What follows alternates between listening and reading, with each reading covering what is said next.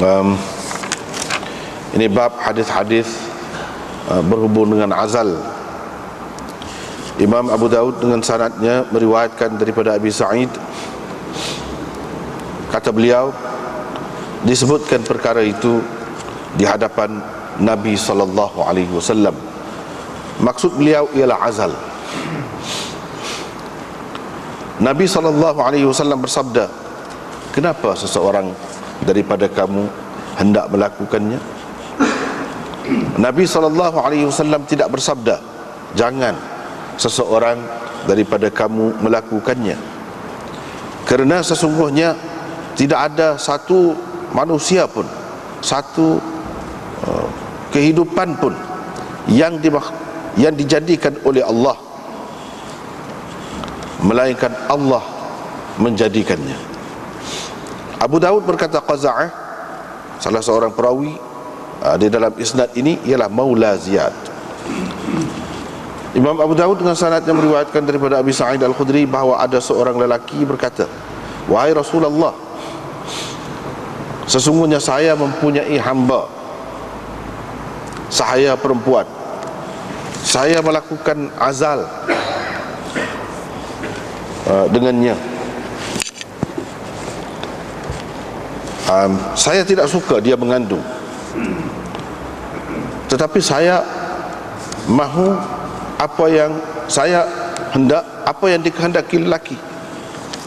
Orang-orang Yahudi pula berkata, azal ialah penanaman anak dalam bentuk yang kecil. Al-mau'udah as-sughra, mau'udah as-sughra. Nabi SAW bersabda, dusta orang-orang Yahudi. Kalau Allah hendak menjadikan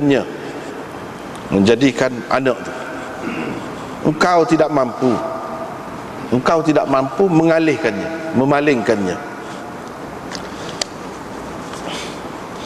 Dengan syaratnya Imam Abu Daud meriwayatkan daripada Ibni Muhairiz, katanya, pernah saya masuk ke masjid, saya lihat Abu Sa'id Al-Khudri, saya pun duduk. Saya nampak Abu Sa'id Al-Khudri, saya pun duduk dekat dia. Saya pun tanya dia tentang azal.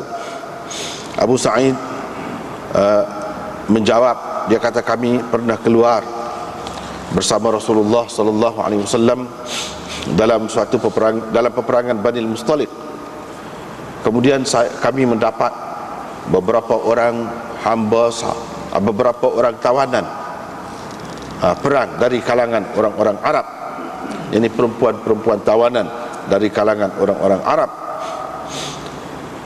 Kami selepas itu inginkan orang-orang perempuan, dan washtaddat alaina al-uzbah,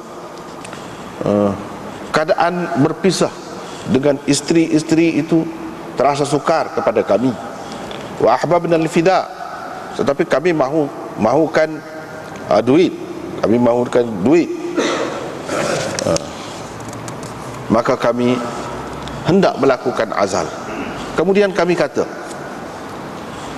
kita nak melakukan azal, Rasulullah SAW masih ada di hadapan kita, masih ada di kalangan kita. Sebelum kita bertanya dia tentangnya, ini adakah patut begitu? Tak patutlah. Kami pun tanyalah dia tentangnya. Dia pun kata, ma'alaikum alla taf'alu.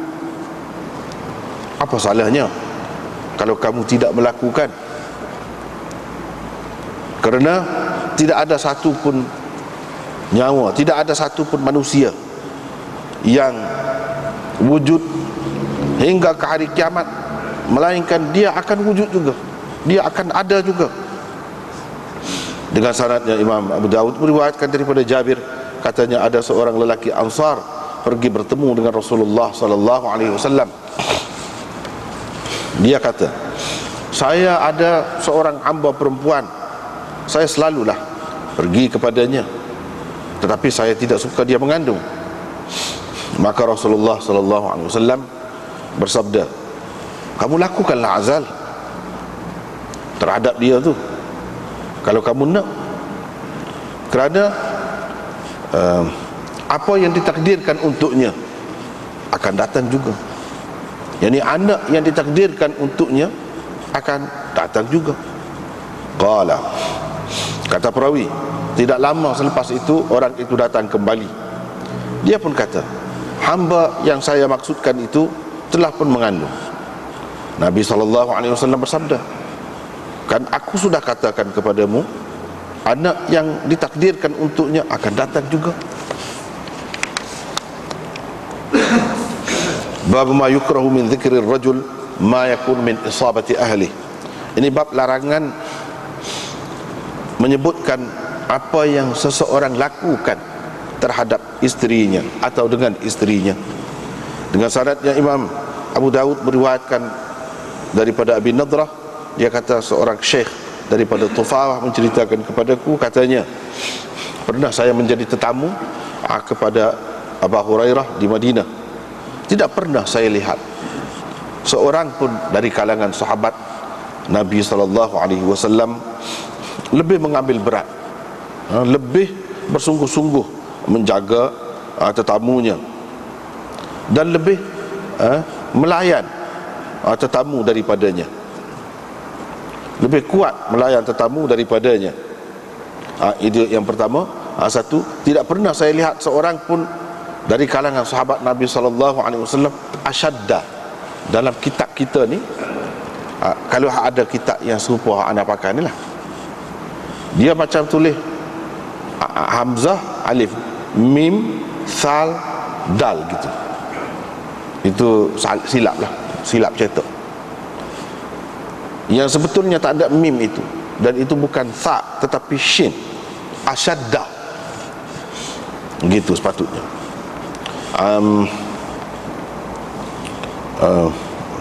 Seperti di bawah, di bawah tu dia tulis betul asyadda. Tidak pernah saya lihat seorang pun dari kalangan sahabat-sahabat Nabi SAW yang lebih kuat, lebih bersungguh beribadat, lebih bersungguh, lebih kuat beribadat, dan lebih kuat melayani, menjaga hati tetamu. Wala aqwama ala dhaifin minhu. Lebih daripadanya tak pernah saya jumpa lagu tu. Ketika saya berada di rumahnya pada suatu hari, ketika itu dia berada di atas katilnya, bersamanya ada satu pundi-pundi, satu jabir kecil yang ada di dalamnya hasan, anak-anak batu kecil-kecil, au nawat, ataupun biji tamar. Di bawah daripadanya, yakni di hujung katil itu ataupun dekat katil itu, ada seorang hamba saya perempuan yang hitam, yakni warna kulitnya. Abu Hurairah bertasbih menggunakan anak-anak batu tadi ataupun biji tamar tadi, sehingga apabila dia menghabiskan apa yang ada di dalam pundi-pundi itu, alqahu ilaiha, dia akan campakkannya kepada hamba saya perempuan itu, gadis itu. Hamba saya perempuan itu pun mengumpulkannya dan yakni memasukkan anak-anak batu ataupun biji tamar tadi ke dalamnya, dan mengembalikannya, memasukkannya semula ke dalam pundi-pundi itu. Lalu selepas itu dihulurkan kepada Abu Hurairah. Abu Hurairah pun selepas pada itu dia kata, tak nak kamu aku ceritakan kepada kamu tentang cerita aku dan cerita Rasulullah SAW juga. Kata perawi ini, saya pun jawab, tentu saya naklah. Abu Hurairah pun kata, ketika saya tengah sakit, demam dalam masjid, tiba-tiba Rasulullah SAW pun datang. Dia masuk ke dalam masjid. Dia pun kata, siapa perasan? Siapa perasan? Anak muda Dausi itu, Siapa ada nampak anak muda Dausi itu 3 kali dia kata. Maksudnya anak muda Dausi itu dialah Abu Hurairah lah. Ada seseorang menjawab pertanyaan Rasulullah. Dia kata, wahai Rasulullah, itu dia tengah sakit tu, tengah demam tu, di penjuru di satu tepi masjid. Rasulullah SAW pun menghadap, marilah, mari, tuju, mari, sehingga dia sampai kepada saya dan meletakkan tangannya ke atas saya. Lalu dia berkata kepada saya, ma'rufan, mengucapkan kepada saya ucapan yang baik, sama ada doa ke ataupun kata apa-apalah yang baik. Saya pun bangun selepas tu. Dia pun pergi berjalan sehingga sampai ke tempat dia bersembahyang, yang di tempat tu imam. Ketika itu dia menghadap orang ramai. Bersamanya pada ketika itu ada 2 saf lelaki dan 1 saf perempuan, ataupun 2 saf perempuan dan 1 saf lelaki. Ini syak perawi. Dia pun kata, jika syaitan menyebabkan saya terlupa apa-apa dalam sembahyang saya, orang-orang lelaki hendaklah bertasbih dan orang-orang perempuan pula hendaklah bertasfik, menepuk tangan dia, tepuk tangan dia, belakang tangan dia. Itu orang panggil tasfik. Qala, kata perawi, lepas tu Rasulullah SAW, yang ni Abu Hurairah lah kata, lepas tu Rasulullah SAW pun bersembahyang. Dia tidak ada terlupa apa-apa pun sembahyangnya. Lepas pada selesai sembahyang tu dia kata, tetaplah kamu di tempat masing-masing. Tak usah pergi mana lah, duduk tempat masing-masing. Majalisakum, mana duduklah di tempat masing-masing. Musa, yang perawi, menambahkan di sini, kemudian Nabi SAW memuji-muji Allah. Lepas tu dia kata, amma ba'du. Kemudian semua perawi itu bersepakat meriwayatkan hak selepas ni, hak selepas tadi. Apa dia? Inilah Nabi SAW tujukan percakapannya kepada kalangan lelaki.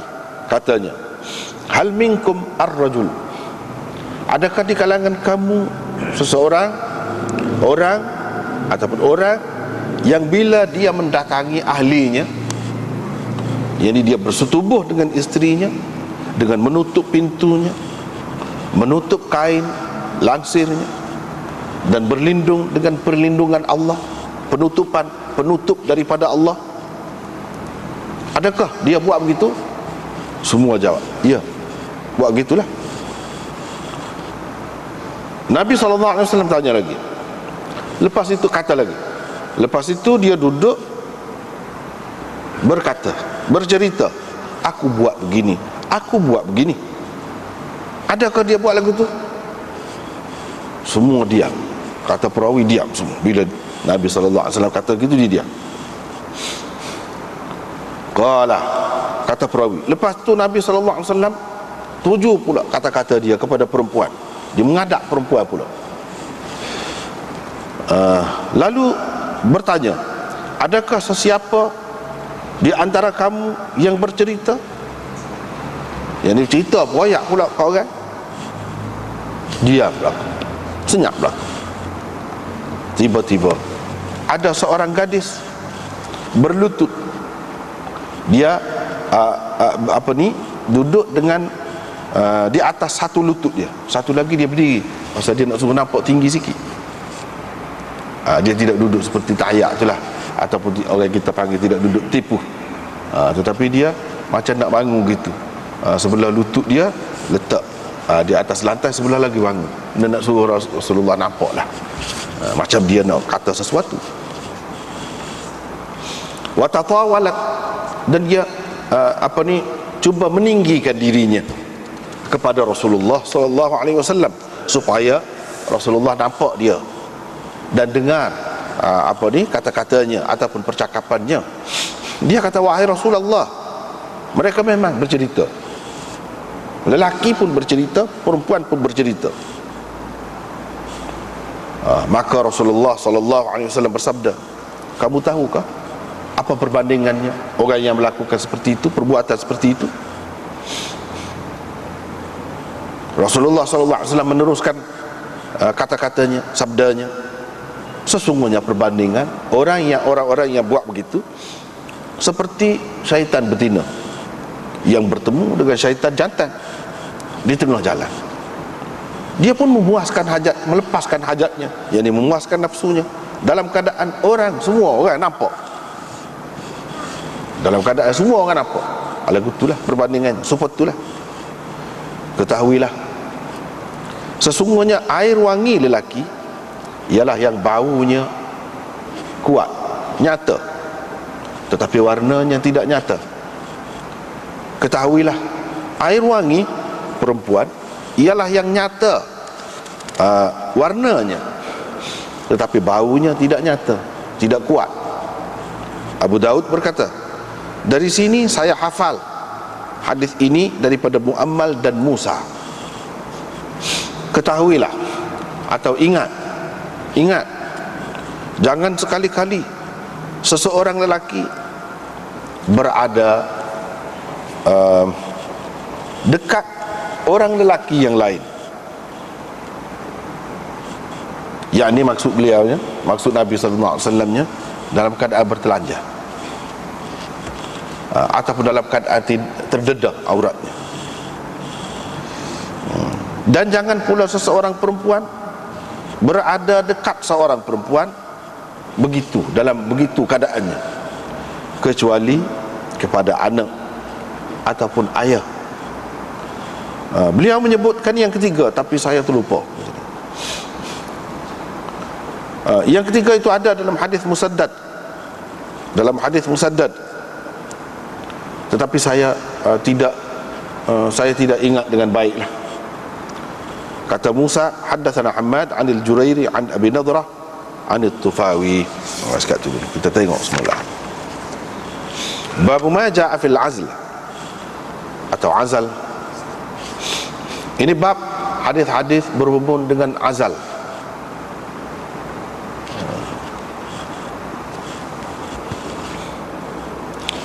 Dia satu kaedah bahasa Arab, kalau perkataan hak tengah tu mati, hak sebelumnya bagi datang. Asalnya hak tengah tu mati, hak sebelumnya bagi datang, dibaca dengan matilah, al-azl. Boleh juga dibaca dengan hak yang kedua yang mati itu dibagi di atas juga, kalau sekiranya dia nak berhenti, maknanya dibaca azal.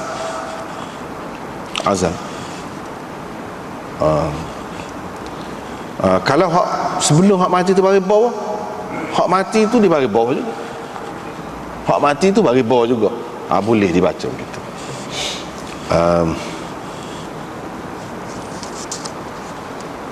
Jadi azal supaya bahasa Melayu lah, kita ambil dalam bahasa Melayu pun gitu juga. Banyak apabila pergi ke bahasa lain, dia lebih nampak ketara benda-benda macam ni. Misalnya perkataan sabar, bahasa Arab as-sabru, tapi bila kita berhenti, sabar kita. Itu guna dalam bahasa Melayu. Dalam bahasa Arab dia tetap gitulah, dia tetap seperti asal. Tapi banyak daripadanya memang seperti tadilah, mengikut kaedah tadi. Jadi apa makna azal itu atau al-azl itu? Al-azl ialah seseorang bersetubuh dengan isterinya ataupun hamba sahayanya, bersetubuh. Bila dekat nak keluar air mani, dia cabut kemaluannya dan mengeluarkan air maninya di luar tu tak kira lah, di mana-mana pun di luar lah, di luar daripada faraj ataupun kemaluan isterinya. Itulah yang dikatakan azal. Jadi apa hukumnya? Molek, kata molek buat lagu tu. Kau dilarang. Kalau dilarang, setakat mana larangannya? Itu asasnya. Satu lagi istilah dia panggil iksal. Iksal ni dekat-dekat, setengah-setengah ulama kata sama saja makna dia. Setengah-setengah ulama kata lain. Jadi untuk ketepatan makna kita kata lain, memang makna dia lain. Iksal ialah seseorang itu bersetubuh dengan isteri dia. Dia bersetubuh, lepas pada tu air mani tak keluar kerana kelesuannya, kelesuan lelaki itu, dia jadi, orang kata lemah lah, lemah, lesu. Dan air mani dia tidak keluar. Kenapa berlaku begitu? Mungkin kerana keletihan dia, atau kerana banyak kali bersetubuh, mungkin berlaku begitu. Ataupun tidak begitu pun. Jadi lesu tak mana tak keluar air mani, kerana sebab-sebab lain lah. Lepas tu dia keluarkanlah. Buat keluar pun tak ada keluar juga air mani. Itu iksal namanya.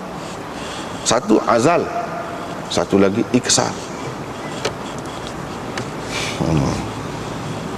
Jadi daripada ni lah hukum, daripada hadis ni lah kemudiannya keluar hukum-hukum merancang keluarga ke apa.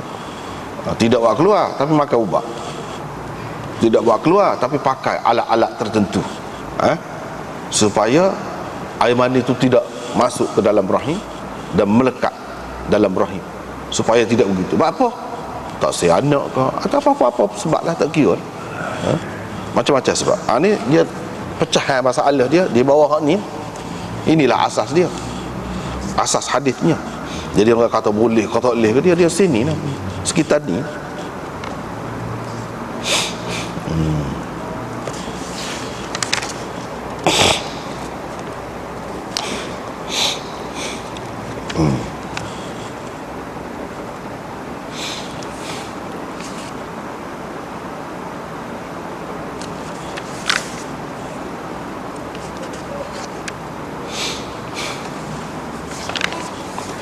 Jadi gitu ceritanya. Jadi hak ni riwayat daripada Abi Sa'id, kata dia ada pernah disebutlah depan Nabi SAW tentang azal ni, ada sebut. Nabi SAW pun kata, bapa yang buat begitu? Bapa buat gitu? Falima yaf'alu ahadukum? Bapa buat gitu? Dia tidak kata jangan buat gitu. Ni Abu Sa'id Al-Khudri riwayat. Dia tidak kata jangan buat gitu. Dia nak ayatnya ada beza dari segi hukumnya. Kalau Nabi SAW kata bapa buat gitu dengan jangan buat gitu, kalau jangan boleh jadi makna haram. Kalau bapa buat gitu tu tidak berat mana, tidak berat mana kira-kiranya. Gitulah how dia fahamnya. Sebabnya dengan maksud tak si anak kalau kamu buat gitu tu, kalau dengan maksud tu benda Tuhan sudah takdirkan untuk seseorang tu, dia akan dapat juga. Tak usah dia cuba mengelaklah dia buat gandang-gandang, dia akan dapat juga. Kalau hak Tuhan sudah takdirkan untuk dia tu tak dapat, dia tak akan dapat, walaupun tak buat gitu. Walaupun tak melakukan azal itu, dia akan dapat anak juga.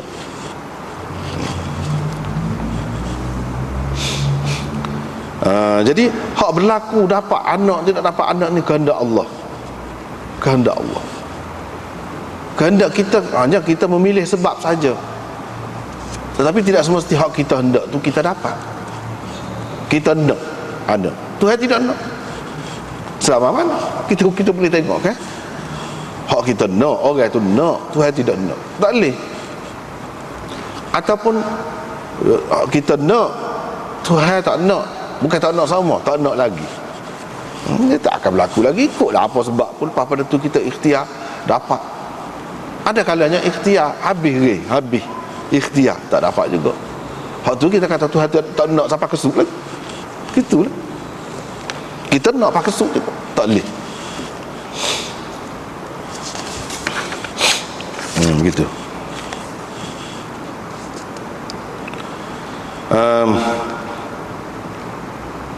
Ada orang nak, ada orang hak tak sih, belai-belai tak sih dapat juga. Belai-belai tak sih dapat juga. Sebab apa? Sebab dia kadang-kadang air mani ni keluar tak perasan, kadang-kadang perasan. Itulah dia berasa tak keluar lagi. Dia waktu ambil keluar sebenarnya ada dah. Dia tidak nanti banyak, setitik pada dah, setitik pun pada dah. Dan tidak nanti mana betul-betul masuk dalam tu, sikit-sikit tengah waktu ambil tu ada titik sikit luar pun. Kalau Tuhan nak beri jadi orang yang subur lah, kata orang hak subur mengikut sebab yang zahirnya, tidak nanti belah mana. Sebab itulah ulama-ulama pesan pesan kan orang-orang tua pesan, hak cerdik lah hak ngaji, hak tidak ngaji dia tak tahu apa. Hak ngaji tu kadang-kadang orang zaman dulu, orang zaman lain ni pun ada juga. Tapi orang zaman lain ni kalau macam tempat kita ni, dia senang sikit, dia kait wala suku-suku. Kalau kait wala tu pakai kait wala tu lah, mudah-mudah janganlah dia dah ambil mudah-mudah buat kesak celah-celah pohon tu, orang puas. Jangan. Kalau kena hak subur, benih hak subur, baru dia lekat situ, dia boleh melekat. Tak tahu hak siapa. Kalau hak suami boleh kira tak apalah. Kalau hak orang lain, dia tidak termasuk dalam bab zina, tapi masalahnya boleh berlaku mengandung gapo tu. Jangan termain. Apalagi kalau kapas kau, kalau gapo kau, dia buat kesak air mani dia dengan kapas tu, dia letak situ.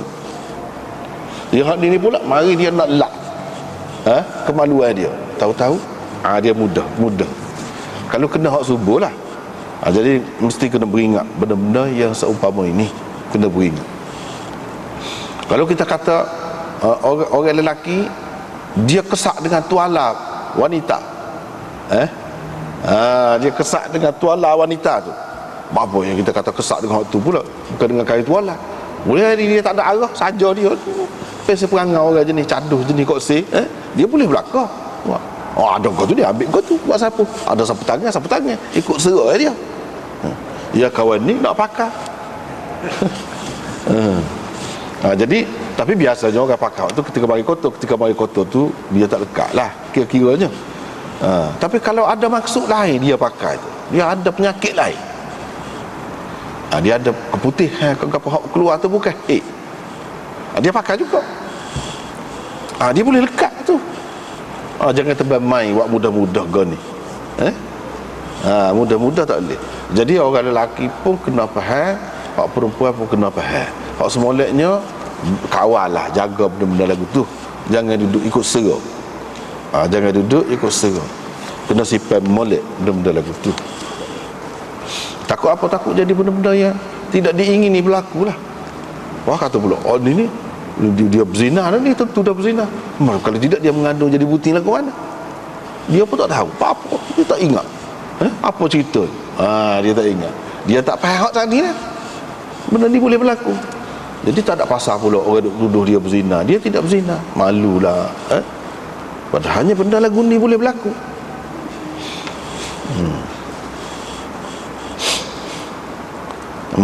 Ataupun dia malulah orang duduk kata begitu, orang anggap orang gitu. Lepas tu kalau lah dia ni tidur kalau dalam keadaan tak khabar kau orang mari setubuh dia, boleh jadi juga. Lepas tu dia walak-walak kata gini-gini, jadi banyak perkara lah. Nak membersihkan diri itu susah. Susah, satu kerja pula. Jadi kena beringatlah benda-benda lagu ni. Sebab ada kalanya orang lelaki tu dia keluarkan di luar. Hak keluar di luar tu orang panggil azal. Hak ni lah kita duduk cerita ni, azal. Bapa dia buat gitu.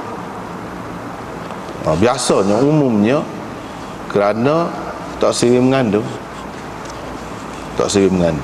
Cara mudah tanpa menggunakan apa-apa alat, apa-apa ubat, itulah tak sering mengandung. Kalau tak sering mengandung ni ada dua. Ada hak memang bini dia sah dah bini dia, tapi dia tak sering beranak lagi, tak sering anak lagi. Ada juga orang lagu tu, jadi dia buatlah benda ni. Ada juga orang yang buat begini kerana perbuatan dia tu tidak betul, dia berzina.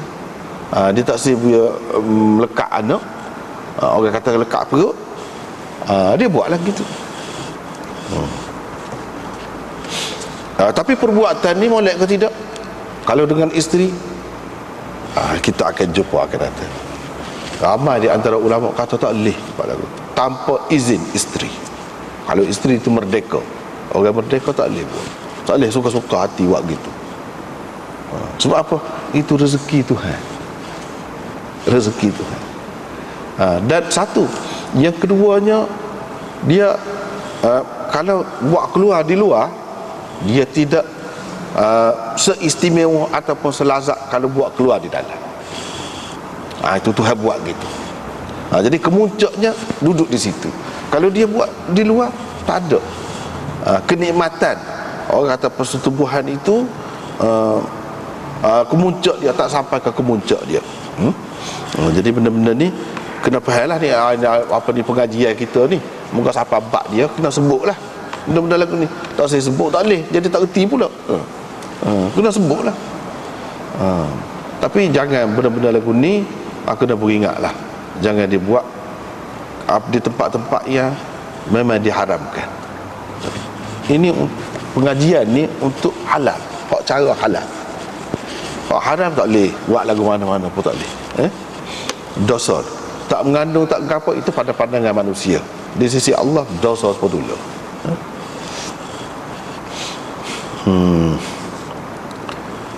Jadi tak boleh. Sebab apa? Sebab kita tidak memberi kepuasan sepenuhnya kepada isteri. Dia ada hak. Kecuali kalau dia kata tak apa. Tak apa. Jadi bukan hak suami sahaja, hak isteri itu termasuk dalam hak isteri. Jadi hak isteri bukan boleh makan, boleh pakai, boleh tempat duduk, tempat tinggal sahaja. Itu pun termasuk dalam hak isteri. Bila kita tidak nak beri ke dia, tak saya beri ke dia, kena minta izin, kena rayak ke dia, biar sama setuju. Kalau tidak, tak boleh. Dengan maksud apa tak kira lah, tapi kena dengan persetujuan dia.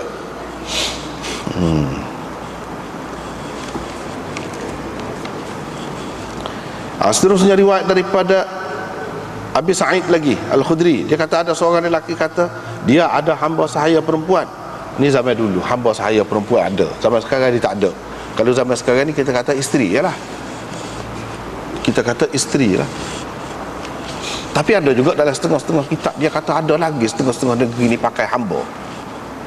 Supaya zaman itu mana dia kata macam di Mauritania ada.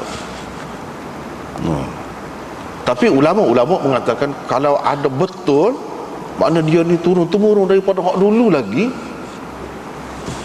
mungkinlah boleh. Tetapi kebanyakan ulama mengatakan tak boleh. Sebab apa? Kalau ada pun makna kita hapuskan saja. Sebab orang kafir pun tak sedar benda tu. Jadi kalau kita orang Islam duduk amal lagi cukup mengaibkan, orang kafir pun tak sedar, tak kenal. Jadi kita orang Islam sepatutnya benda-benda lagu tu lebih-lebih lagi lah, tak sah. Kita hapus dulu lagi lah. Jadi hamba saya ni sudah tidak ada lah, kita kata sekarang ni. Jadi saya melakukan azal dengan dia. Jadi bila bersetubuh, bapa saya tak sedia mengandung. Tapi saya nak apa yang dikehendaki oleh orang-orang lelaki. Satu yang dikehendaki oleh orang lelaki kepada dia, nak memuaskan nafsu lah. Dan muka hamba saya ni kan boleh, bolehlah memuaskan nafsu. Satu lagi, saya hendak apa yang dikehendaki oleh orang-orang lelaki. Yang ni orang ramai, orang lain, orang-orang lah. Orang-orang. Kenapa dia orang-orang? Zaman dulu ketika ada hamba ni, kalau hamba tu mengandung, orang laku lah. Orang laku. Jadi kalau jual pun harganya tak mahal. Harganya tak mahal. Jadi orang naknya tidak mengandung. Kalau tidak mengandung, harga dia lebih mahal. Nak jaga harga tu, itulah yang dikehendaki oleh orang ramai memiliki hamba ni. Memiliki hamba, begitu keadaannya. Lepas tu dia tak sah mengandung tu apa? Kalau mengandung, apa ni hamba tadi akan jadi ummu walad. Bila jadi ummu walad, dia tidak jadi sumber harta lah, tidak jadi harta kepada dia, tak boleh jual dah. Dia tak boleh jual dah. Itu dalam Islam ni kelebihan dia gitu. Dalam kafir tak kira lah zaman itu tu. Dia tak cara belakang. Dalam Islam ni kalau sudah mengandung, boleh anak hamba tadi jadi ummu walad. Dia tidak merdeka. anak dia jadi merdeka. Tetapi tidak merdeka pun tidak boleh dijual dah, tak boleh nak buat sewenang-wenang. Dia ni dekat-dekat dengan isteri juga. Dekat-dekat dengan isteri juga. Dari segitu.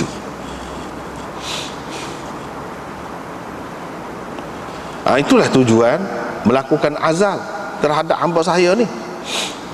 Orang-orang Yahudi pula duduk kata, dia kata azal ini serupa dengan penanaman anak. Orang zaman dulu, orang di kalangan masyarakat Arab, bukan semua juga, tapi ramailah di antara mereka. Jadi kalau anak perempuan, boleh anak perempuan ni dia tanam hidup-hidup. Sebelum balik kecil-kecil lagi tu, dia tanam hidup-hidup, mati gitu. Duduk meraung panggil ayah tak cara. Jadi kerah. Mati tu tak ada kesia belah sampai setara tu. Jadi hak tu dalam Islam memang haram. Tak boleh, dosa besar. Tak boleh buat lagu tu. Itu amalan jahiliah. Jelas dah tu dalam Quran, dalam hadis apa jelas dah. Cuma orang Yahudi duduk kata azal ini macam tu jugalah. Dari segi tak sah ke anak ni. Tak sah ke anak. Padahalnya azal itu lain. Tak sah ke anak tu boleh jadi anak tu lelaki, boleh jadi perempuan, boleh jadi juga. Hak tanah saat ni, hidup-hidup tadi tanah anak perempuan. Cumanya masalah kalau masalah pengguguran lah, gugur. Kalau sudah jelas anak perempuan tak sah, tidak tanah, tapi mati dengan cara mana-mana, makan ubat kau, gapo kau, gugur kau, hak tu tak boleh juga. Tak boleh juga kalau sudah jadi ada rupa begitu. Tak boleh. Jadi hak ni azal ni sebelum sampai ke peringkat tu, mana dia peringkat air mani ni, orang Yahudi kata serupa dengan tanah manusia juga, mematikan manusia juga, tanam anak hidup-hidup juga. Nabi SAW pun kata dusta puak-puak Yahudi tu, pelawak tu, tak betul tu lagu tu. Kalau Allah hendak menjadikan apa yang dia kehendaki manusia lah, kalau dia sudah takdir akan jadi, kamu tak mampu nak mengalihkannya, memalingkannya, nak tak boleh jadi, tak mampu, tak erok, kamu tak boleh buat lagu tu. Itu Nabi SAW katanya, kamu tak boleh buat gitu. Jadi hak Nabi SAW kata dusta Yahudi ni, mana bolehlah melakukan azab. Dan seterusnya kalau menggugurkan anak, sekiranya sebelum berbentuk lagi, berupa lagi, bolehlah. Adakah kita boleh buat kesimpulan gitu? Panjanglah perbahasannya pula. Hak semoleknya kita kata tak boleh juga. Hak peringkat boleh ni, hak peringkat sebelum pada tu, kalau nak boleh. Dia tidak termasuk dalam hukum tanah anak, bunuh orang, tak termasuk kalau peringkat azal itu. Orang Yahudi nak kata itu peringkat tu dah. Hak tu dusta. Maksud Nabi SAW dusta tu hak tu. Yang ni azal ni boleh dalam keadaan-keadaan tertentu. Misalnya seperti kata tadi, suami isteri itu sama-sama setuju.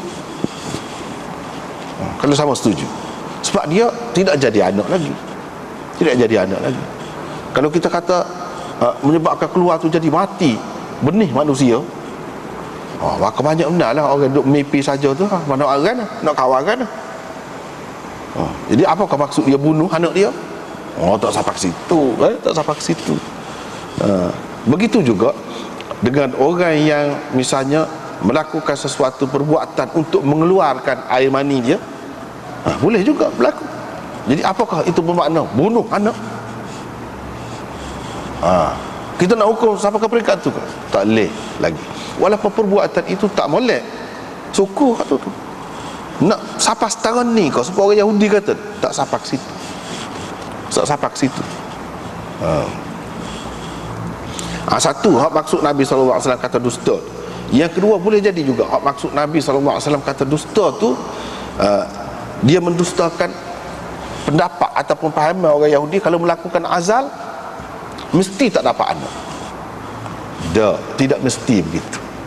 Berapa ramai orang yang melakukan azal, dia tak perasan air mani dia tu keluar juga. Hak tu hantar kedai kan nak jadi dia dapat anak tu akan berlaku juga. Sedangkan orang Yahudi ni kira putus, kalau melakukan azal mesti tak boleh anak. Dia putus. Tak boleh kata putus lagu tu. Orang yang Tuhan sudah takdir dia akan dapat anak, walaupun dia melakukan azal, dia akan berlaku juga ke mana-mana. Dia akan dapat juga. Maksud Nabi SAW dustakan itu. Bukan dia mendustakan besar kemungkinan ada tak akan dapat anak apa tu. Bukan dia mendustakan hak tu. Kalau orang tu melakukan azab, boleh jadi dia tak dapat anak. Hak tu besar kemungkinan lah. Besar kemungkinan. Hak Nabi SAW dustakan tadi dialah kalau kata dengan putus mesti tak dapat. Tak boleh kata lagu tu. Jadi dua maksudnya hak Nabi SAW mendustakan itu. Dua maksud.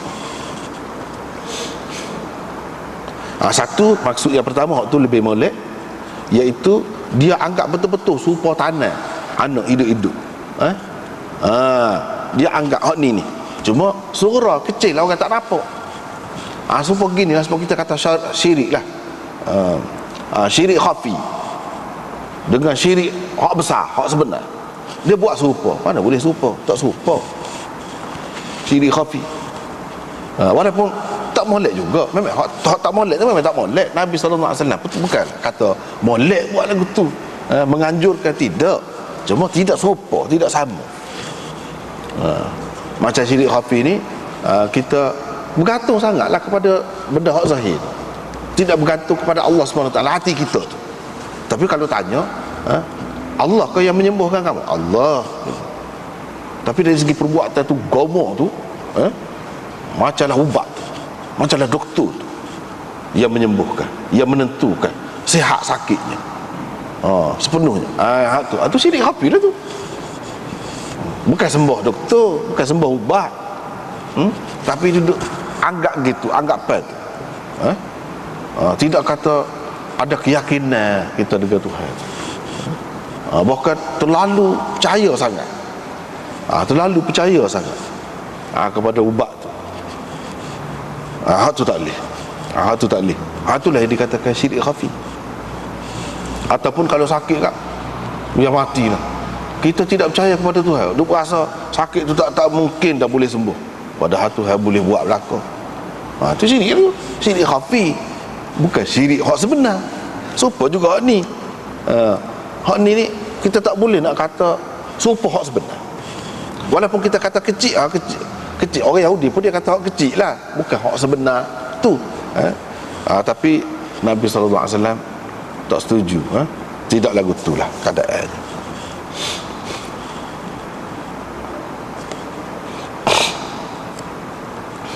Jadi kalau kita tengok hak di sini, hak Imam Abu Daud buat mari ni, boleh dikatakan semualah, boleh dikatakan semua dia pilih hak Allah kenapa Allah boleh melakukan azal.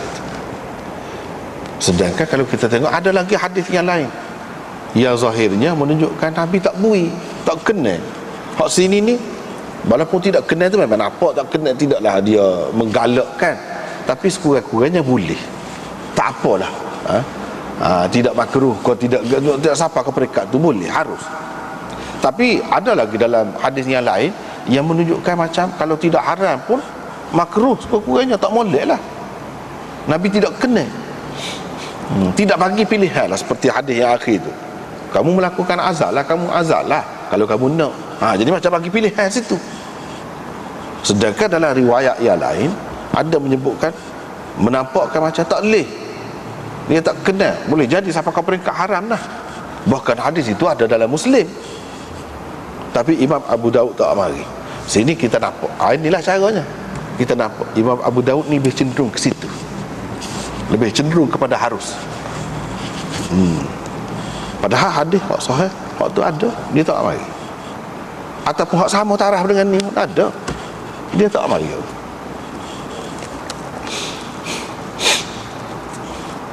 Jadi kalau dalam kitab kita ni dia ada bahas sikit, 224 hadis-hadis ni zahirnya bercanggah dengan hadis Judamah yang diriwayatkan oleh Muslim, iaitu Rasulullah SAW kata ni, melakukan azal ni orang tanya dia kata zalika al-wa'dul khafi, Itulah orang panggil penanaman anak secara senyap-senyap. Tanah orang jahiliah duduk buat tu, tanah anak hidup-hidup. Tak sih anak perempuan, sebab aib anak perempuan, tak ada faedah anak perempuan, membebankan saja, menyusahkan saja. Sebab tu dia tanah. Nak perai tak boleh, nak kerja berat-berat tak boleh, nak suruh pergi kerja mana-mana tubik malam supaya orang lelaki tak boleh, nyusah ada, nyusah. Tu jadi pakat tak usah lah anak perempuan. Itulah yang jadi timbul adat tanah anak. Jadi Nabi SAW kata dalam hadis Muslim itu, ini perbuatan azal ini adalah penanaman anak secara senyap-senyap, tidak secara terbuka. Jadi nampak serupa dengan Yahudi kata tadi, mau'udatus sughra tu. Dalam kitab kita ni, sebelum pada tu kita betul dulu, dia tulis dari segi ejaan tu, miwa atau wa tu ada hamzah, lepas tu dal, lepas tu ta. Tak kena tu lagu tu. Dari segi imlaknya, dari segi kaedah tulisan, tak kena. Sepatutnya waw itu mi waw, lepas tu hamzah, lepas tu ada waw sepuluh. Sebab ini isim maf'ul, mau'udah gitu, as-sughra. Jadi kalau kita nak kiranya hak Nabi kata dalam hadis Muslim tu lebih kurang serupa juga dengan Yahudi yang kata tu. Jadi apa yang dia mendustakan hak orang Yahudi kata tu? Sebab kita kata tadi ada dua jawapan. Satunya kalau kita kata serupa, jadi hak Nabi mendustakan itu, hak dia kata putus. Kalau melakukan azal tak boleh lah anak ke mana-mana, putus mesti lagu tu. Tak boleh kata mesti lagu tu. Kata mesti lagu tu dusta, itulah tak betulnya. Bukan dari segi penanaman anak secara senyap-senyap ataupun penanaman anak dalam bentuk yang kecil. Tu serupa dah, dia tidak mendustakan. Itu sebab dalam Muslim dia ada kata gitu dalam hadis riwayat Muslim tu. Jadi begitulah. Syaukani menukilkan daripada Hafiz Ibn Hajar, dia kata, jadi nampak bercanggah. Bila bercanggah, nak pakar hak mana, nak buat mana, hak mana lebih utama, nak tarjih hak mana kalau nak tarjih, ataupun lagu mana nak buat.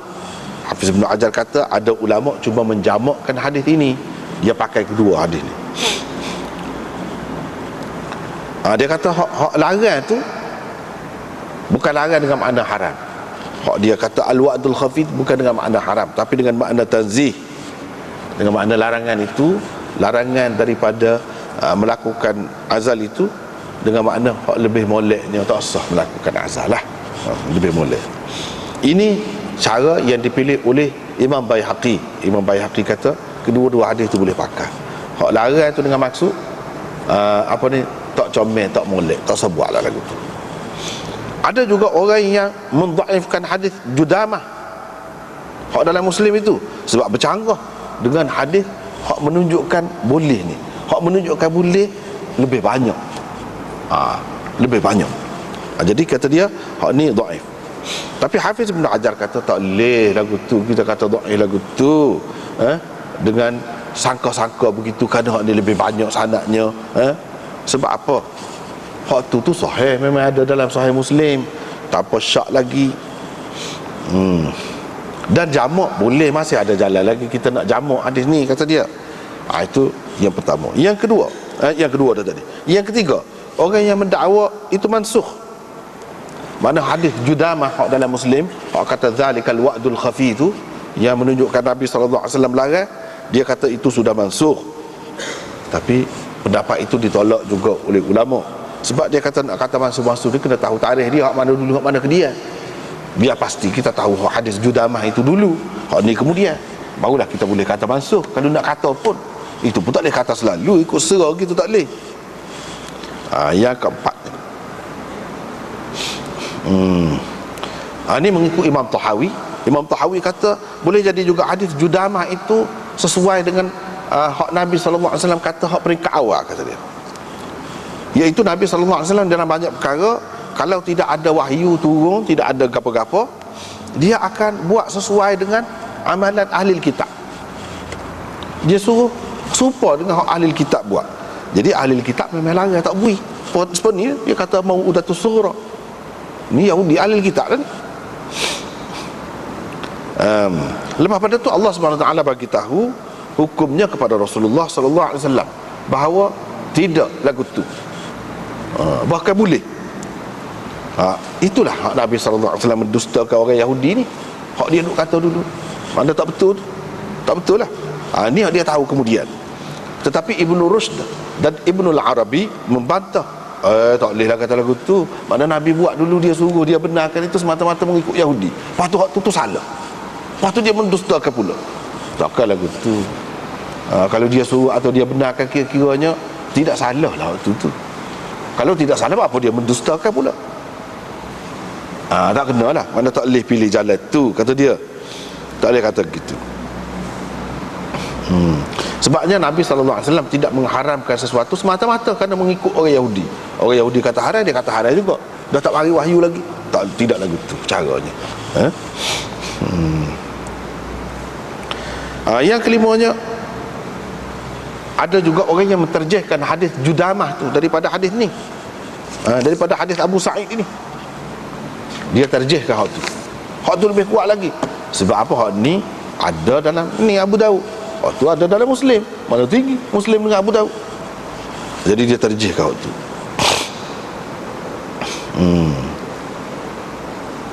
Dan hak ni, hadis ni dia kata hadis ni tak kemah. Sebab apa? Berbeza-beza lafaz dia tu, gini-gini. Kemudian dia ada ittiraq pula, pada matan dia, pada sanad dia.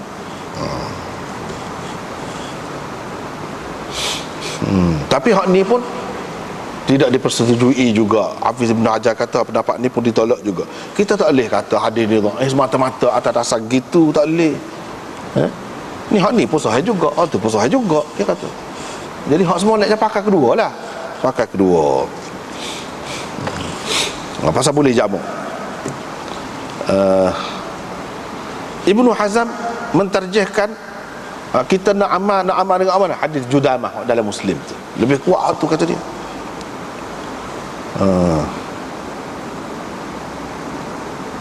Sebab apa? Sebab hadis-hadis hak lain ni dia menunjukkan hak asal. Hak asalnya harus. Hadis Judamah itu menunjukkan tak boleh. Bila ada hak tak boleh, kita pakai tak boleh lah. Kalau lah hadis Judamah tak ada, hak ni saja ada, kita kata boleh. Asalnya boleh. Benda-benda ni, amalan kita ni asalnya boleh, kecuali ada dalil yang menunjukkan tak boleh. Ibnu Hazm kata ada dah ni. Ada dah ni. Tak menunjukkan tak boleh. Kalau harus tu satu benda, tak ada hukum, tak ada dalam Quran, tak ada dalam hadis. Kita kata haruslah. Itulah apa ni ulama usul fiqh. Dia kata al aslu fil asya' al ibahah illa an yadulla ad-dalil ala at-tahrim. Asal benda ni, perkara ni yang kita hadapi, kita kena anggap apa dia? Harus dulu. Kalau tak ada dalil yang mengatakan haram, kecuali ada dalil yang mengatakan dia tu haram, baru kita kata haram. Jangan kata haram dulu, kita kata harus dulu, letak atas harus dulu. Itulah ulama mereka buat kesimpulan itu. Ada pun hak ni dia kata ada dalil. Sebab itu Ibnu Hazm kata kita kena utamakan hadis Judamah dalam Muslim ni. Bukan kita kata hak ni tidak sahih. Tak. Masalah tarjih ni bukan kata tidak sahih. Hak ni sahih, cuma ada hak tu lebih kuat lagi. Kita kena utamakan hak tu.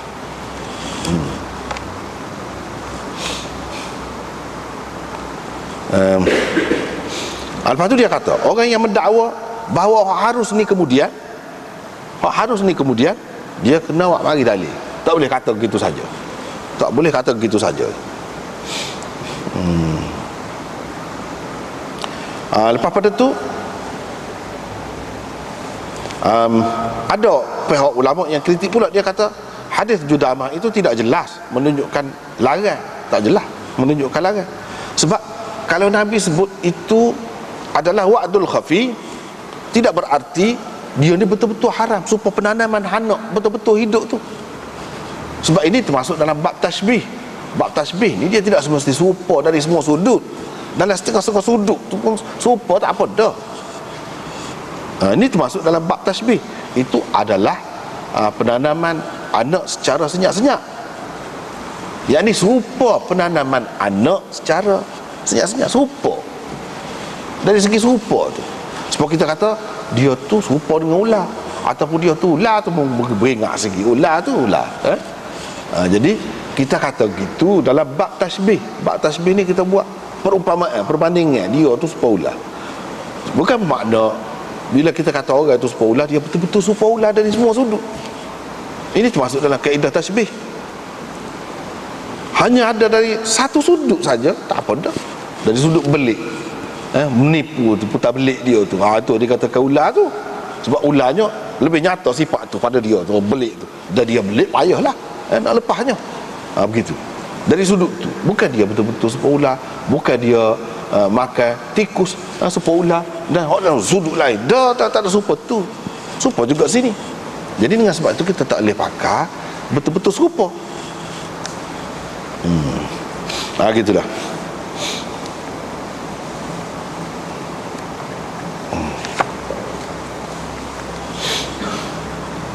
Jadi orang-orang yang kata tak boleh, supaya Ibnu Hibban dan lain-lain, dia pegang dengan hadis Judamah itulah. Hak kata tak boleh. Hak moleknya, kita ambil jalan tu. Ambil jalan tu. Hak molek. Dua-dua ni pakar. Sebab Hafiz Ibn Hajar kata, lepas tu hak kata azal hak Nabi tak kena tu, tak molek tu. Kalau azal kena takut boleh anak, padahal segala mega tak ada gambar satu takut tak berapa nak cukup ke, akan datang nak belanja anak, nak didik dia dengan baik, biar siapa boleh ngaji you. Misalnya kita kata maka belanja banyak juga lah ni, muka pitih nak guna banyak. Jadi kalau anak ramal-ramal ke mana? Duk fikir gitu. Dengan perasaan lagu tu tak molek. Waktu tak molek. Waktu mana tidak yakin Tuhan. Berapa ramai orang pada masa ni dia susah, kemudian dia senang. Kau dapat anak ramai, kau orang banyak Tuhan beri rezeki. Bapanya jangan jadi ada syirik khafi lagu tu. Kita ni orang Islam kan, tauhid, ahli tauhid, apa duduk takut-takut gitu, duduk fikir gitu. Ni lah jadi anak darah tua, lambat menikah, lambat gapo. Sebab apa? Nanti nak ada rumah dulu, nanti nak ada kereta dulu, nanti nak ada kerja tetap dulu. Sedangkan dalam Quran tidak kata begitu. Dalam Quran tidak kata begitu. In yakunu fuqara yughnihimullahu min fadlih. Itu dalam Quran kata nikah, kamu kahwin kan, nikah, kalau sesak Tuhan akan beri kaya dia dengan limpah kurnia. Jadi jangan tak nikah dengan sebab kita tak ada piti kau gapo, jangan. Itu tak boleh. Hak tak boleh. Tapi kalau hak boleh ni, kita pakai ni hak boleh ni, hak molek ni, dia kata boleh, iaitu bini sakit kau misalnya, kalau dia mengandung jadi bahaya ke dia, mengancam nyawa dia, bahkan dalam keadaan itu jadi wajib lah pula. Jadi wajib. Misalnya dia sakit, sakit tu mana berat lah. Kalau mengandung boleh mati. Mati tu bukan setakat mati dia saja, anak tu pun mati juga. Kalau siapa ke mereka tu, boleh lah melakukan azal ni. Jadi tak ada kondom, tak ada gapo, betul ada masalah. Buat hak ni, buat hak ni, ikut cara lagu ni. Hak ni lah cara natural, hak asal. Ni kalau makan ubat gapo kau sakit pula, macam-macam pula timbul penyakit lain. Baik tu, buat cara ni lah hak Nabi ajar ni, hak cara semula jadi. Molek. Ataupun tidaklah sampai ke peringkat mati tu, tapi boleh menambahkan sakit. Kalau mengandung boleh menyebabkan penyakit jadi melarat. Boleh jadi. Jadi hak tu pun molek juga, boleh juga buat. Boleh juga. Ataupun kalau tidak lagu tu, saja nak suka-suka, sama-sama suka, sama-sama suka, boleh. Dia ada beza-beza hukum, sama-sama suka.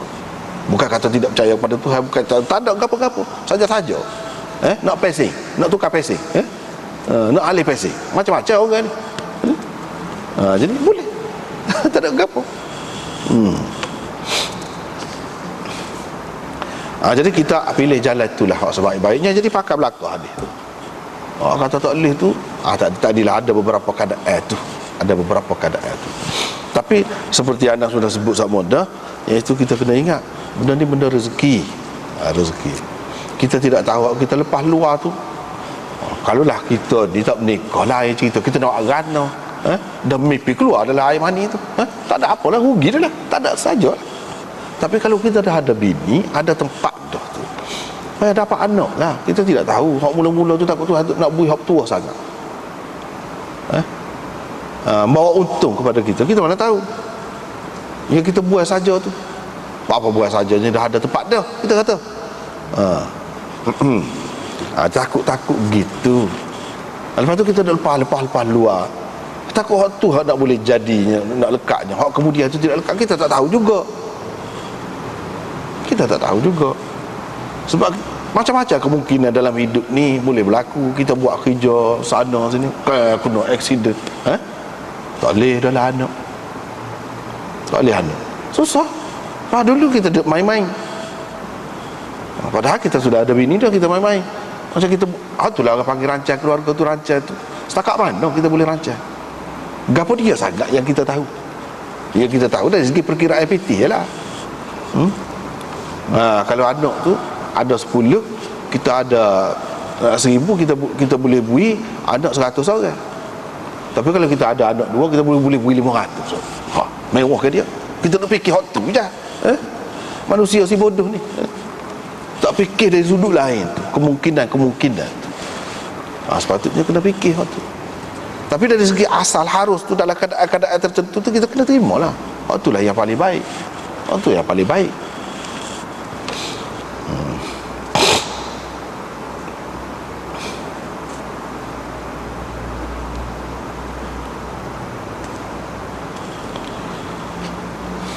Begitulah.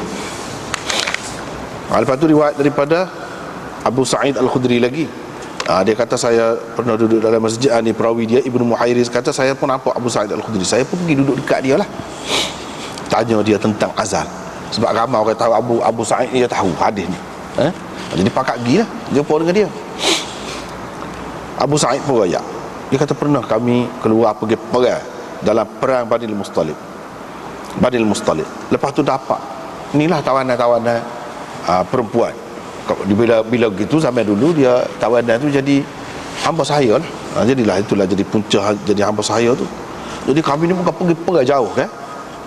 Teringinlah kepada orang perempuan. Dah tinggal bini hamba sahaya tu duduk bawa sekali duduk rumah tu. Teringin. Nak agak lama dah pula terpisah. Uzbah tu maknanya duduk seperti orang bujang. Orang tak menikah. Lama dah pergi perang.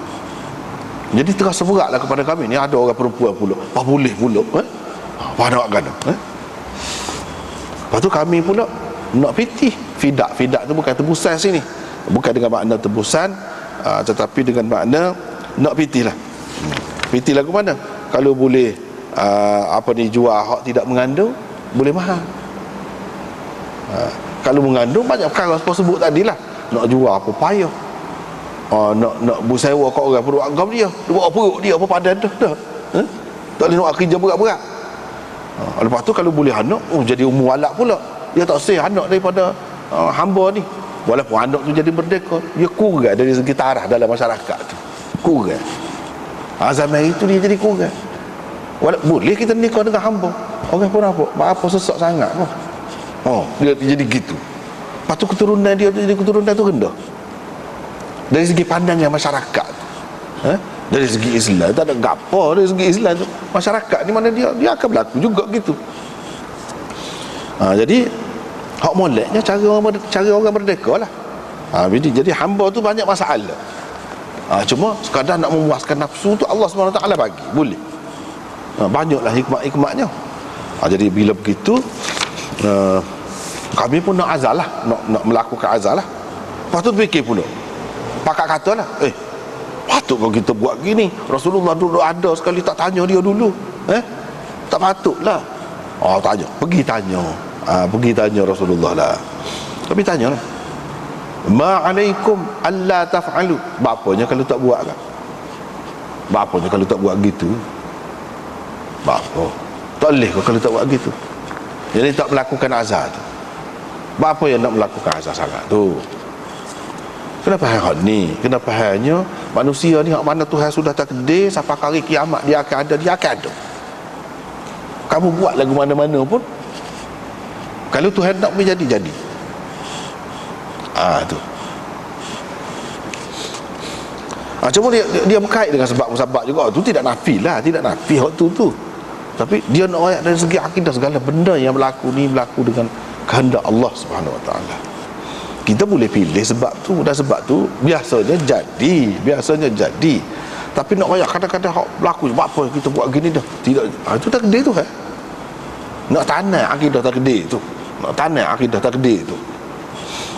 Bahawa hak mana Tuhan sudah tentukan, benda tu akan berlaku. Kamu kira lah ke mana-mana. Seperti Fir'aun, dia kira kan, dia kira bunuh anak-anak jatah buat Bani Israel. Dalam kira-kira dia tu pasal apa? Ni ahli nujum kata, Tok Nujum kata ni seorang kanak-kanak di dalam masa ni lah, masa ni lah dia akan lahir, dialah akan menyebabkan kerajaan tuanku akan jatuh.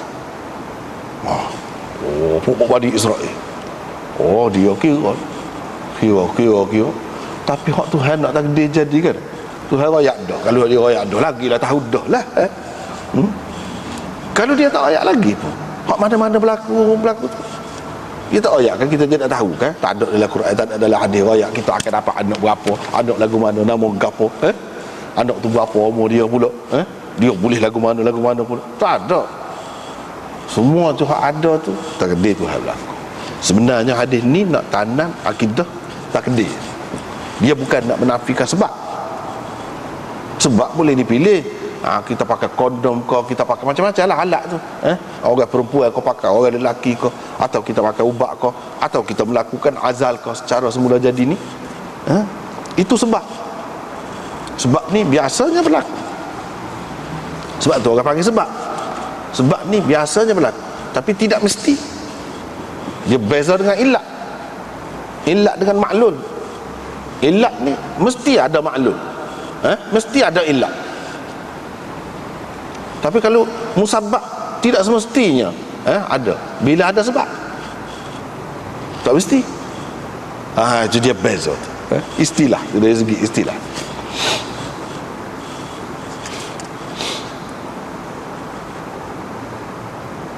Jadi seperti kita kata, sebab nak boleh jadi boleh anak manusia ni ada ayah dia, ada pak dia lah kita kata. Itu sebab. Bapanya hak tino tu mesti kah ada sebab tu. Kalau tak ada sebab tu tak boleh anak. Orang berzina tu pak dia kah boleh anak juga tu. Itu tapi bapak tu sebab. Itu sebab orang panggil. Tidak semestinya hak tu saja, terhenti atas hak tu saja nak boleh mengandung, tak mesti.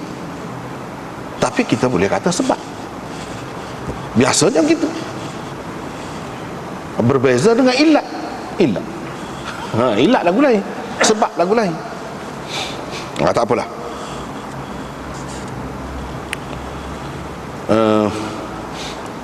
Tanyalah. Bila tanya, kira-kiranya Nabi tak apalah, boleh.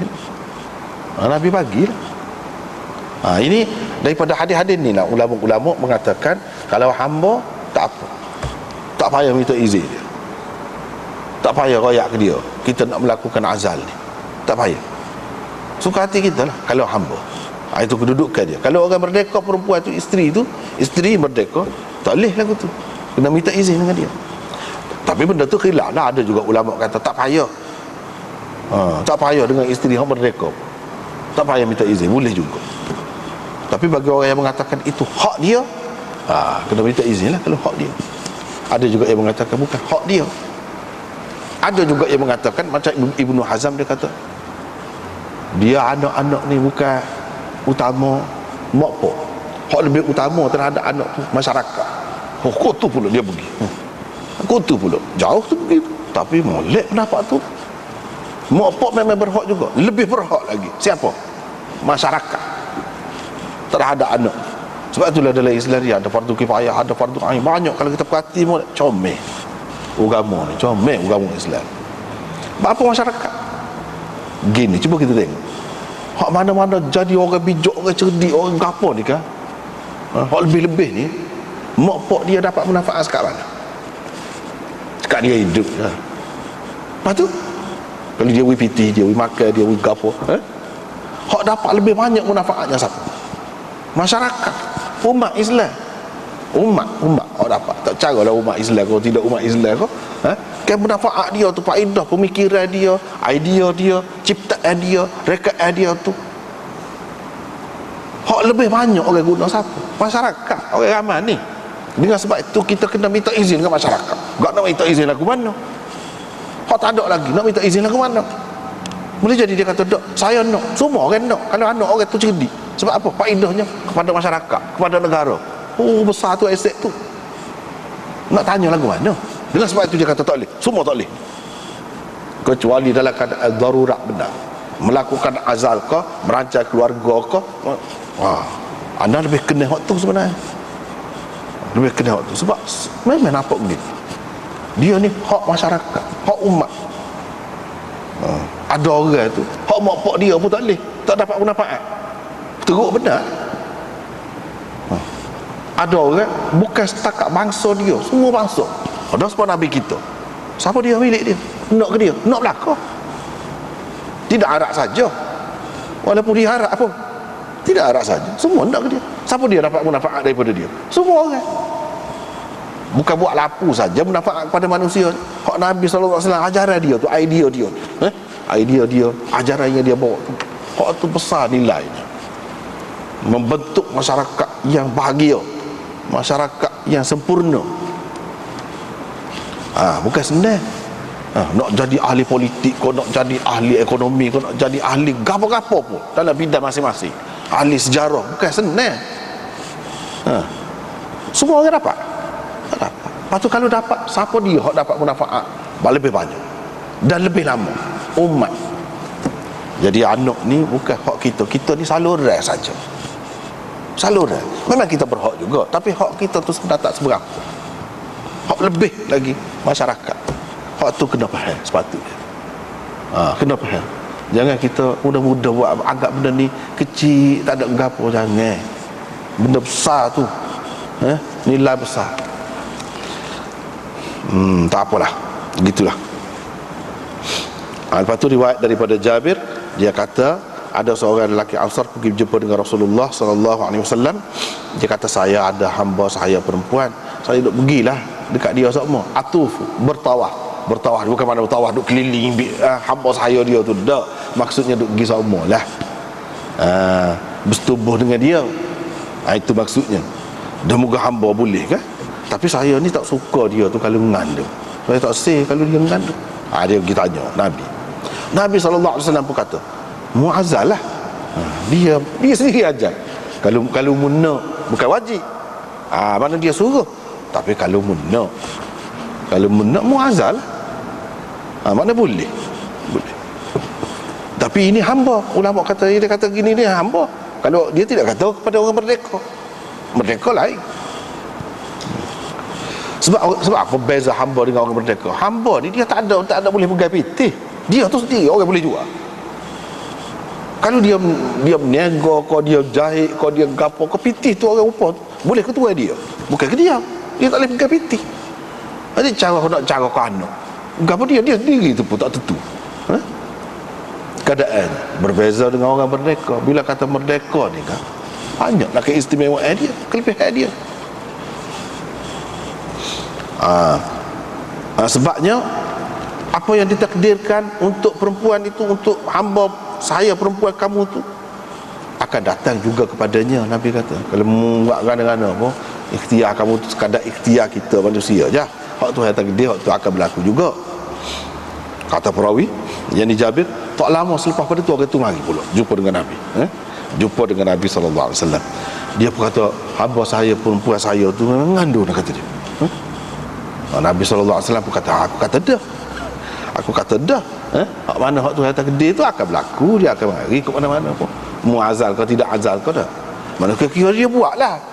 Dia melakukan azal, tapi hak tu nak jadi dia jadi. Hak dia jadi.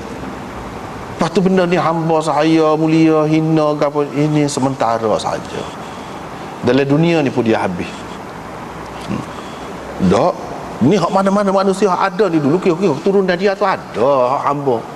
Siapa dia cara tu? Dia nak bila keturunan dia hak merdeka pun tak habis, tak ingat. Usah kau nak pergi datang lagi, orang tak cara tu. Jadi semua ni hak zahir, bangga lebih, mulia, hina sebab keturunan sementara ada puak-puak tu. Sementara masih hidup. Lepas pada tu dah lama orang tak cara. Manusia serupa. Sebab daripada hak ni keturunan hamba asal dia pernah jadi hamba, ada juga hak lebih. Hak orang merdeka ada juga hak kurang. Jadi tak ada sebenarnya, bukan penentu hak tu. Dengan sebab itu kemudian ni tak ada kira gapo dah, tak ada kira gapo dah. Lepas tu bab ma yukrah min dzikrir rajul ma yakun min isabati ahli. Apa sekat tu lah dulu, kita tak ada dah sekat tu. Allahu a'lam. Alhamdulillah. Subhanallah wa bihamdihi, asyhadu